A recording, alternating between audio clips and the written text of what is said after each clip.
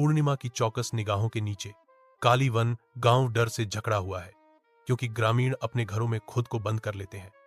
एक भयानक चुप्पी में डूबे हुए एक बूढ़ा आदमी हर पूर्णिमा की रात को एक चुड़ैल के उभरने की एक भयानक कहानी बुनना शुरू करता है, जिससे गांव का डर बढ़ जाता है। वह कहानी बताता है कि कैसे चुड़ैल हर पूर्णिमा की रात को उभरती है। विनय गांव के सराय में घुसता है। उसकी हंसी ग्रामीणों की अशुभ चेतावनियों के बीच गूंजती है। वह उनकी आशंकाओं को केवल अंधविश्वास कहकर खारिज कर देता है। उसे इस बात का पता नहीं है कि टिमटिमाती मोमबत्ती की रोशनी में छिपी हुई परछाइयां नाच रही हैं। ग्रामीणों की निराशाजनक दलीलों को अनदेखा करते हुए, आज रात जंगल में मत जाओ युवक, यह सुरक्षित नहीं है, विनय जवाब देता है।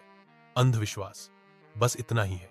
घने जंगल के हृदय में विनय एक ठंडी अंधेरी दुनिया में कदम रखता है, जहां हर छाया रहस्य फुसफुसाती है और हर सरसराहट अनदेखी आंखों का संकेत देती है। अंधेरे से एक दृश्य उभरता है।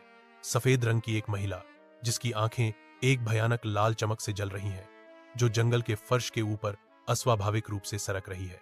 जंगल देखता है जैसे भूतिया आकृति आगे बढ़ती है। डर का एक अलौकिक नृत्य विनय को इसकी प्रेतवाधित आलिंगन में और गहरा खींचता है। रात में घने जंगल के हृदय में विनय का डर स्पष्ट है। हवा सरसराहट पत्तियों और भयावह चीखों से जीवंत है। डर से लड़खड़ाते हुए पीछे हटते हुए विनय का निराशाजनक सवाल रात में गूंजता है, तुम कौन हो? एक भयावह आवाज जवाब देती है, जो एक प्राचीन अतृप्त शक्ति को प्रकट करती है।